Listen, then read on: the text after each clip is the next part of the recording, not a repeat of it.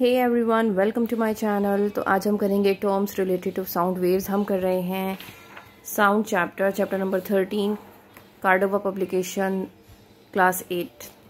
Okay, so आज हम यहाँ से करेंगे terms related to sound waves. Sound travels in the form of waves. तो साउंड कैसे मूव करती है, कैसे ट्रेवल करती है वेव्स की फॉर्म में। So you will study in detail the sound in the form of waves in higher classes. Yes, obviously यही मैं आपको बताने वाली थी कि हायर क्लासेस में आप इसको डिटेल में पढ़ेंगे, अभी आप डिटेल में नहीं पढ़ेंगे इसको, right. Waves are characterized by 3 basic quantities. इसके 3 बेसिक कैरेक्टरिस्टिक्स होते हैं। 3 क्वांटिटीज़ पे ये डिपेंड करता है, फ्रीक्वेंसी, एम्पलीट्यूड और टाइम पीरियड। इसका प्रॉपरली एक डायग्राम होता है, उसके बेस पे आपको सब कुछ सिखाया जाएगा हायर क्लासेस में। Let us take the example of periodic vibration of a simple pendulum to explain the terms amplitude, frequency and time period. Although a simple pendulum does not produce sound waves that you can hear, this will help you to understand the basic terms. तो basically ये क्या करने वाले हैं, आपको एक example दे रहे हैं सिंपल पेंडुलम का, और ये कह रहे हैं भाई हम ना आपको सिंपल पेंडुलम का एक एग्जांपल देकर आपको बेसिक टर्म सिखा रहे हैं, जिसका मतलब ये है कि आपको ये बता रहे हैं फ्रीक्वेंसी किसे कहते हैं, एम्पलीट्यूड किसे कहते हैं और टाइम पीरियड किसे कहते हैं, with the example of simple pendulum. So अब simple pendulum consist of a small metal ball.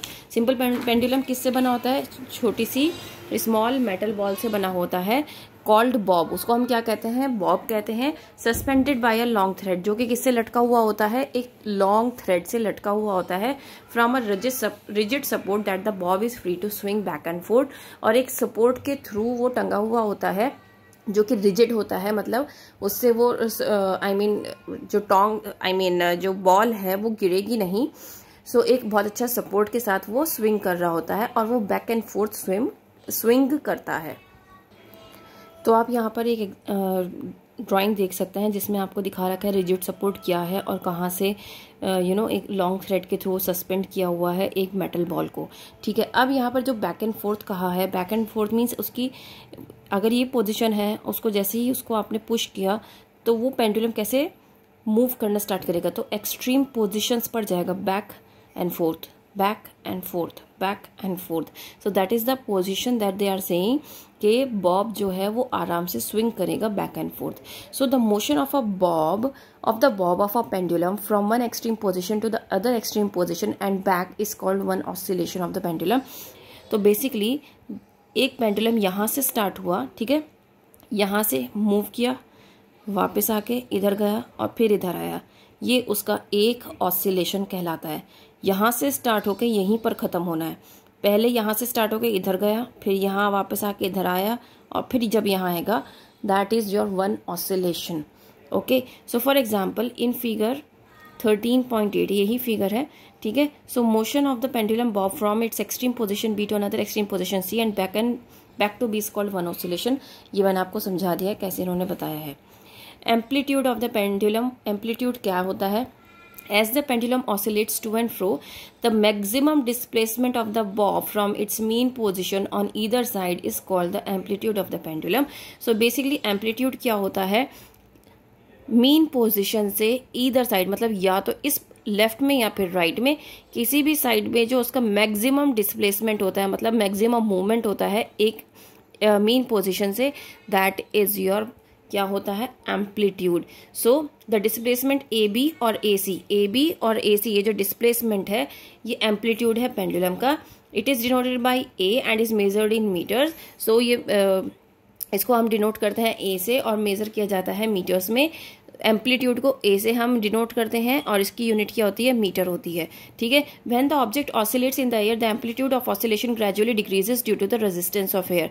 जब कोई भी ऑब्जेक्ट ऑसिलेट करता है, ऑसिलेशन क्या होता है, मैंने आपको एक ऑसिलेशन बताया था है ना, तो दैट इज योर ऑसिलेट, ठीक है। जब कोई भी पेंडुलम, कोई भी ऑब्जेक्ट ऑसिलेट करता है एयर में, तो एम्पलीट्यूड जो होता है ऑसिलेशन का वो ग्रेजुअली डिक्रीज होता जाता है due to resistance of air, क्योंकि भाई आपका एयर प्रेशर भी रहता है जिसकी वजह से वो जो है वो डिक्रीज होता जाता है, क्या, ऑसिलेशंस। अब वो एम्पलीट्यूड जो है वो डिक्रीज क्यों होगा, अगर आपने यहाँ से एक फोर्स के साथ इसको धक्का दिया, ये एक्सट्रीम पोजीशन पे पहुंचा, वापस आया, फिर इधर गया, फिर इधर गया, उसके बाद आपने इसको टच नहीं किया, इसका ये मूवमेंट चल रहा है, पहले बहुत हाई रहेगा, फिर धीरे धीरे धीरे धीरे कम आता जाएगा, फिर एक कंडीशन ऐसी आएगी कि ये स्टैंड स्टिल हो जाएगा, बिल्कुल हिलेगा नहीं, ठीक है। सो इसीलिए कहा है कि ये जो मोमेंट है ना, ये एम्पलीट्यूड क्या हो जाएगा, डिक्रीज होता चला जाएगा due to resistance of air. Now time period of the pendulum. अब टाइम पीरियड क्या होता है, time taken by the bob of a pendulum to complete one oscillation is called the time period of the pendulum. वो time जो ये Bob एक oscillation complete करने में लगा रहा है, यहां से बी पर जाएगा, बी से ए पर आएगा, फिर सी पर जाएगा, फिर सी से वापस ए पर आएगा, ये एक पूरा ऑसिलेशन है। इस ऑसिलेशन को पूरे को कंप्लीट करने में जितना टाइम लगा, that is known as your time period. इसको हम क्या कहते हैं, टाइम पीरियड कहते हैं। वही चीज इन्होंने यहाँ पर बताई है। As long as the amplitude of oscillation is small, the pendulum takes equal intervals of time to complete each oscillation. अगर आपका जो एम्पलीट्यूड है ऑसिलेशन का वो छोटा है, तो वो एक सा ही टाइम लेता है एक ऑसिलेशन कंप्लीट करने में, ठीक है। और इसको हम कैसे, टाइम पीरियड को हम कैसे डिनोट करते हैं, टी से डिनोट करते हैं, और इसको हम सेकंड्स में निकालते हैं। इसकी यूनिट क्या है, सेकंड्स है। एम्पलीट्यूड का को हम कैसे डिनोट करते हैं, ए से, और निकालते मीटर्स में है। टाइम पीरियड को हम टी से डिनोट करते हैं, निकालते सेकंड्स में है, ठीक है। इसकी आपको कैसे डिनोट किया जाता है और किस में निकाला जाता है, इनकी यूनिट्स क्या है, ये आपको पता होनी बहुत जरूरी है। फ्रीक्वेंसी, तो फ्रीक्वेंसी क्या होता है, number of complete oscillations made by a simple pendulum in 1 second. एक सेकंड में कितने ऑसिलेशन, उसके कंप्लीट ऑसिलेशन हुए हैं, वो क्या कहला जाता है, फ्रीक्वेंसी कहलाया जाता है। और फ्रीक्वेंसी की क्या होती है यूनिट, हर्ट्ज होती है, जिसको हम एच और जेड से लिखते हैं, ठीक है। अच्छा, एच जेड से क्यों लिखते हैं, क्योंकि हेनरिक आर हर्ट्ज के नाम पर ही ये फ्रीक्वेंसी की एसआई यूनिट रखी गई है। It is denoted by N और एफ, या तो हम इसको एफ से, वैसे ज़्यादातर आपको एफ से ही डिनोट करा हुआ मिलेगा, लेकिन कई जगह पे आपको इसको एन से भी देख सकते हैं। A frequency of 1 hertz is 1 oscillation पर सेकेंड। ये बात आपको पता होनी बहुत ज़रूरी है, ये आपसे पूछा भी जा सकता है। When a simple pendulum makes 4 oscillation in 1 second, then its frequency will be 4 hertz. अगर कोई भी पेंडुलम एक सेकंड में 4 ऑसिलेशन कर रहा है, दैट मीन्स उसकी कितनी हो गई फ्रीक्वेंसी, 4 हर्ट्ज। अगर उसने एक सेकंड में एक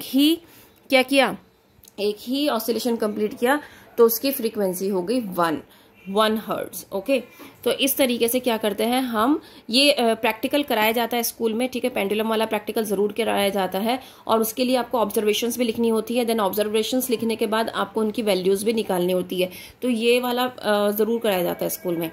Characteristics of sound. Characteristics of sounds are pitch, loudness and quality. ये बहुत इंपॉर्टेंट है।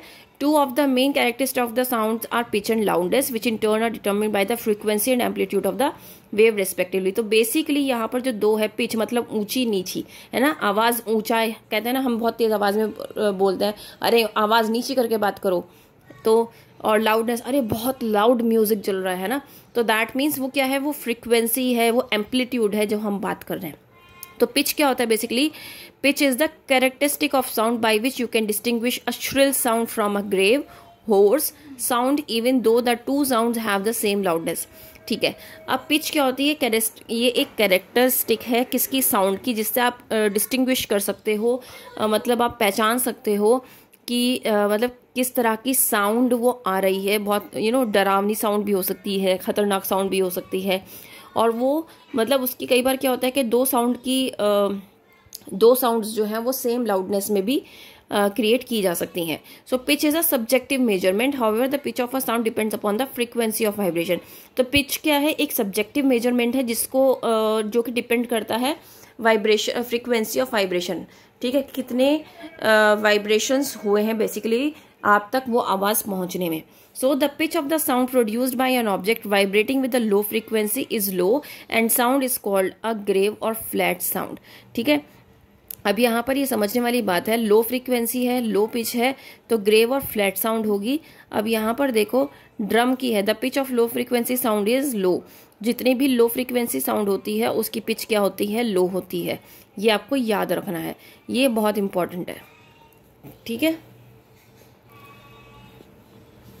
अब अगर यहाँ पे बात की गई है हाई फ्रीक्वेंसी की, हमने यहाँ लो की पढ़ी, ठीक है, अब हाई की बात करते हैं। जब हाई की होगी तो आपकी जो फ्रीक्वेंसी होगी वो भी हाई होगी, लेकिन जब हम लो की बात करेंगे तो लो फ्रीक्वेंसी है तो लो पिच है, फिर लो साउंड होगी, ग्रेव या फ्लैट साउंड होगी। लेकिन अगर हाई फ्रीक्वेंसी है हाई पिच होगी और श्रिल साउंड होगी, ठीक है। Then the higher the frequency of the sound the higher will be the pitch and vice वर्सा।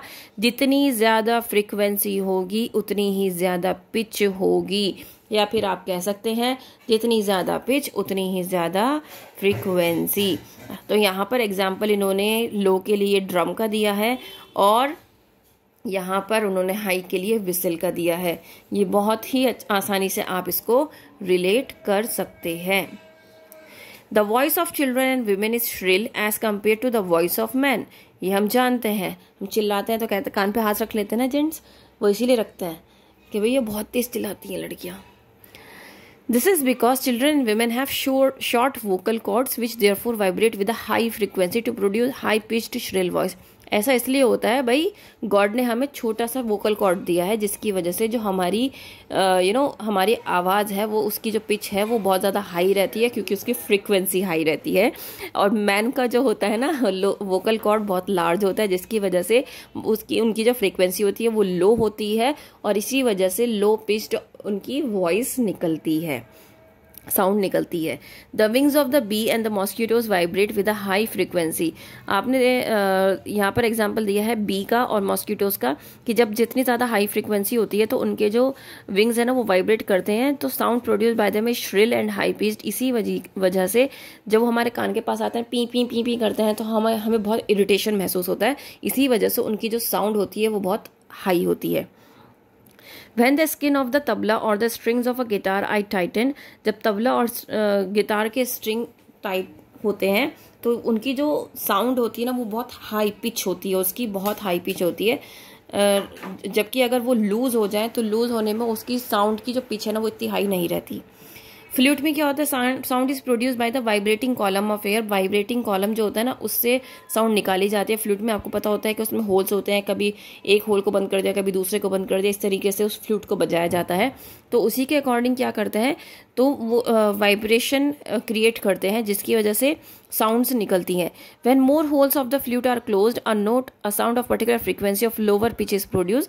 जब आप फ्लूट के सारे होल्स को बंद कर दोगे ना तो लो फ्रीक्वेंसी निकलेगी, लेकिन एज सुन एज जब आप थोड़े करोगे ना, थोड़े खोल दोगे थोड़े बंद करोगे, मतलब उनका मूवमेंट रहेगा खोल बंद करने का, तो पिच ऑटोमेटिकली हाई होती चली जाएगी।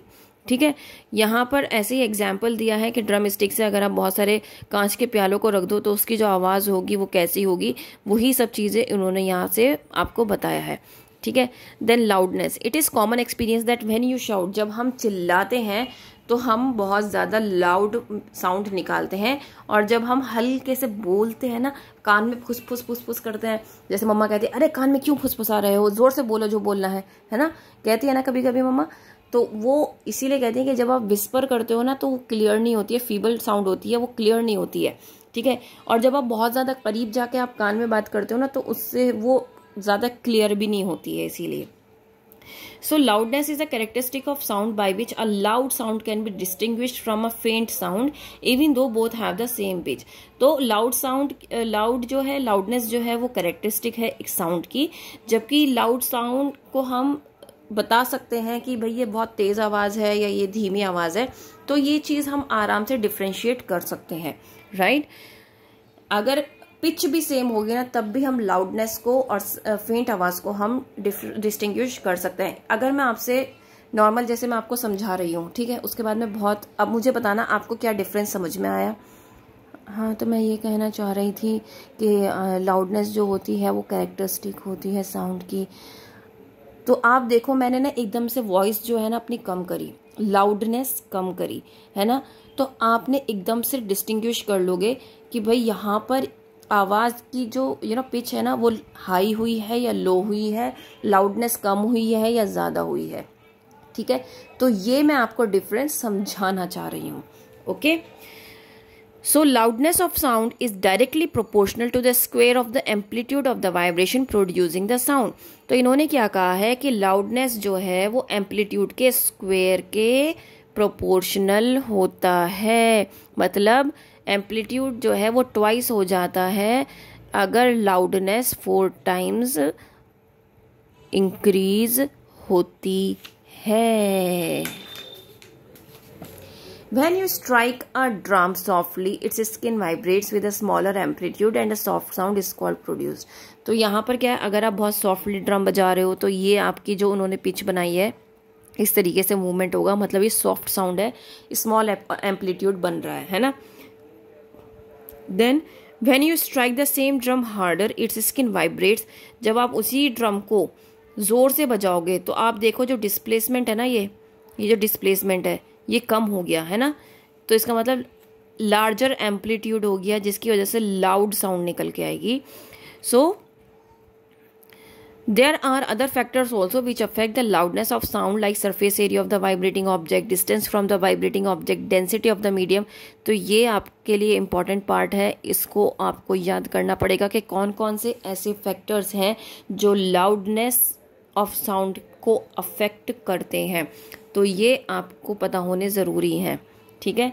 Loudness of sound is measured in a unit called decibel. Decibel में इसको हम क्या करते हैं, मेज़र करते हैं। अब आपको क्या करना है, स्मॉल डी कैपिटल बी, ये याद रखना है। डेसिबल ये पूछा जाता है किसकी यूनिट क्या है।